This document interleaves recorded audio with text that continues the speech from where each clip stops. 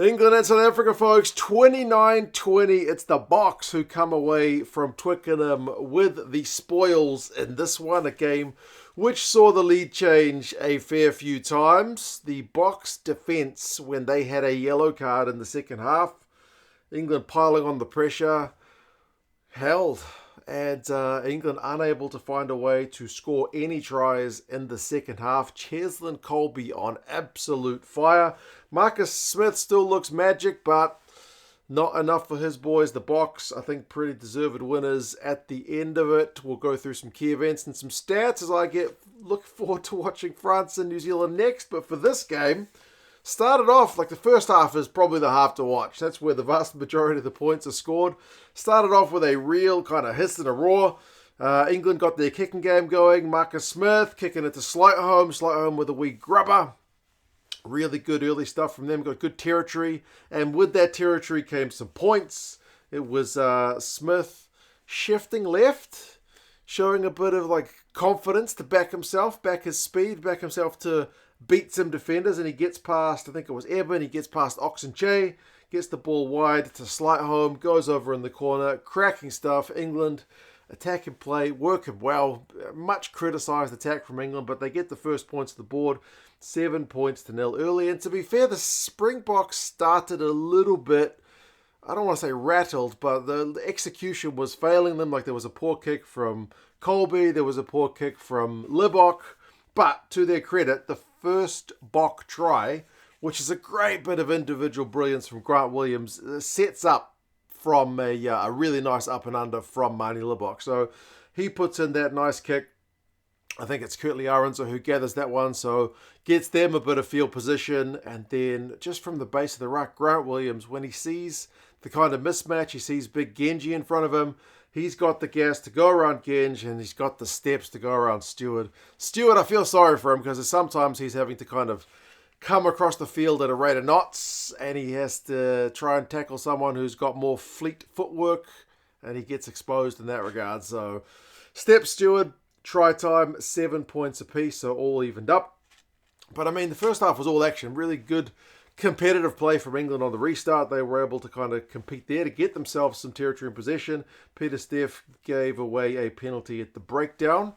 So there was 3 points on the board again for England. So lead changes, goes from neutral, England lead, back to evens, back to an England lead, 10 points to 7. And then we get a bit of a bonkers try, which in the scheme of things, if you're England, and given that the scoreline was 2 scores, you'll look back at the Peter Steff du Toit try with a great deal of frustration because it's a double charge down try. Van Poortvliet gets charged down by Eben. They probably needed it to go a slightly more caterpillar ruck because Eben was putting pressure on Van Poortvliet all day long. And then Smith, after kind of Van Poortvliet's box kick gets charged down, Smith sweeps around to get them out of jail after putting the pressure on. But then his kick gets charged down by Peter Steff. And Peter Steff's able to regather and go over for a try. So great pressure from the Boks on the kickers of England, but in the scheme of things, as I said, pretty soft try to be conceding. Conversion from Marnie Libbok hits the post for that one, 12 points to 10. The Boks are now in the lead. South Africa are able to take a little bit more territorial pressure on England when Stewart gives away a high tackle shot on Williams. Dale Ender, interestingly, wins a line-out at the back of the South African line-out. They're able to keep pushing forward from the back of that line-out. England give away another penalty. They go for touch again. They maul it. They get advantage. And then there's the cross kick, and it's a beauty. That's part of the reason you got to pick Marnie Libbok. Like, if you are going to pick Marnie Libbok, you need to use him in this way. His pinpoint accurate kick to Colby, and then once again, Stewart rushing across. Colby's just able to step him over. And then, the Boks have now got a 2-score lead, 19 points to 10. Things are looking to really go South Africa's way. However, not all South Africa's way. Fussy gives away a neck roll penalty, which is a chance for England. And it's much like the story of the first half. If you were given a chance, you took it. And it's Underhill who's able to get the try for England. It's a good bit of, I think, it's just pressure on the carry. Like Itoje, he was driven back in a huge hit by the South African defenders, but Martin had a big carry and Underhill through a gap, just kind of partly around Ox, hits the ball at pace into a half gap. Much needed try for England because they were 2 scores down, 17-19. That's proper game on. That's the way the first half finishes. England did have some enterprising play before half time. There was Smith and Freeman getting a bit of go for ball, but then they kind of put in, because they were exploiting their kicking game all day long, but sometimes when it just didn't pay off, it was just a little bit too big. The kind of kick comes to nothing. Colby put in a hell of a touch finder to make up for an early kind of poor kick from himself earlier. Stewart had a hell of a two-handed catch above his head, kind of Aussie rule style. So there was some real silky skills on display from both sides in that first half. South Africa did win back-to-back penalties like scrum and then Visa at the breakdown. And, Freeman getting himself isolated, who the South African commentators thought was Stewart, but it wasn't. It was Freeman. I guess that's sometimes the commentators can mix these guys up, chasing the balls at the back. But, opt for 3 points South Africa to go into the sheds with an extended lead. But that one goes wide. So it's still 19-17 at halftime.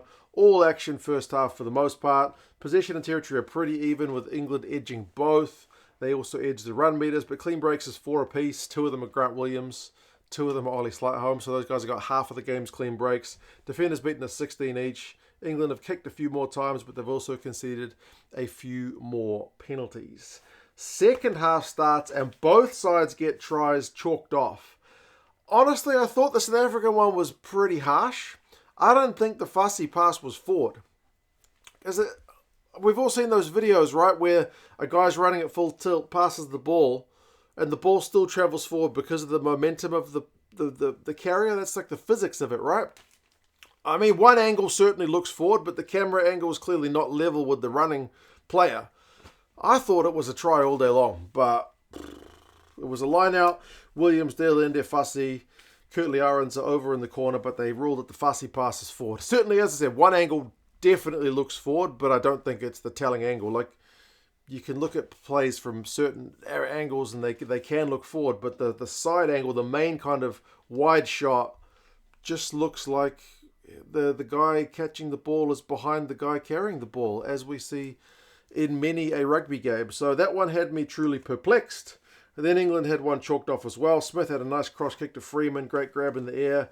They had advantage. It looked to go over a Slade for the left wing. It looked like the final pass, which was ugly as heck, might have been forward anyway, but they ruled it off for an Itoje neck roll on Marks, which he would do, I think, another time later on in the game as well. So both sides tries chalked off.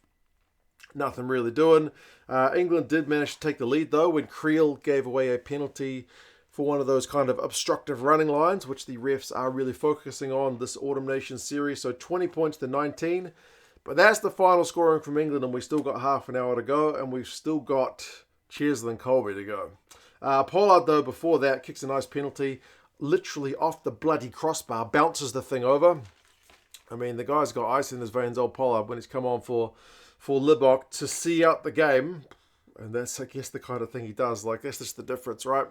It's only the width of a post. For Marnie, his kick earlier hits the post, goes out. Pollard off the crossbar and in. So, yeah, sometimes you just get them. So 22 points to 20. The South Africans are back in the lead. Kurtley Arons took out Stewart in the air, which was a chance for England to get back in front. But this was the story of their second half. Chances not paid off. Marks is able to shut it down at the breakdown for South Africa. And then the next minute, Chesley and Colby over in the corner. Dale Indy with the half break. I think he beats Earl, and was it Slade? Gets the ball to Colby. Colby is able to put on the step and the gas. 29 points to 20. That's the final scoring of the game. But boy, did England have chances between here and the end of the game, man. Like, South Africa started conceding quite a few penalties to the point where Steenekamp gets yellow carded. So you got a man advantage. There's still 12 minutes to go. You're 2 scores behind. You at least get one of them, and we go down to the wire with, the game all to play for. But they don't get it done. The most egregious one, as South Africa are on a second yellow card warning, is the Luke Cowan-Dickie double pump. When he's just like 5 meter line out, just get the ball in. You can maul it. You might go through some phases. You can trick line-up play, whatever you want, but you need to get the ball in. But the old double pump means it's a free kick and it's a let-off. Like that one, I don't know what you do. Like, that's not Steve Borthwick's fault. That one you had to score there, but they don't get it done. Next line out, England win. I think it's Cunningham South wins it, and his ball that he throws down to Randall is just a bit too low. Randall knocks it on his ankles. It's another chance. So 2 mucked up lineouts from England. They needed to get at least one of them right.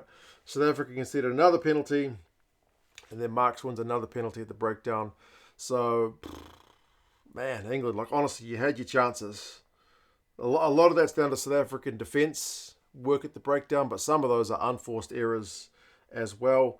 South Africa, interestingly, kept chasing the game. They opted for touch with 76 minutes on the clock instead of opting for 3. I guess you figure you keep England down their end, they got to go length of the field, and they need to do it twice. It's not going to happen.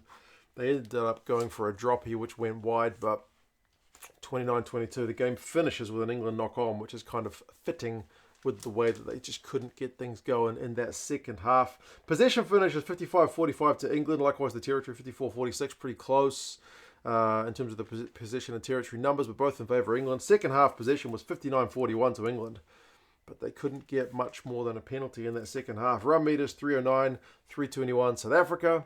Clean breaks 5-7 South Africa. Defenders beaten 25-24 South Africa. Turnovers 1, 5-4 South Africa. Penalties conceded 13 apiece. It's quite a lot. I'm not sure either side will be happy with that. But yeah, most of the key kind of defining numbers, apart from the possession and territory, even the offloads, 7-3 to South Africa. Like, yeah, there's a lot of good numbers there. If you're Russie, he'll like more from it, I'm sure, because he's a pretty hard taskmaster, but he'll certainly be happy to get the win. Individuals, Grant Williams, 62 metres, 6 defenders beaten. He is sharp. Colby, 61 metres, 4 defenders beaten, 3 clean breaks, 2 tries. Not a bad effort from him. Stewart had 48 metres at the back.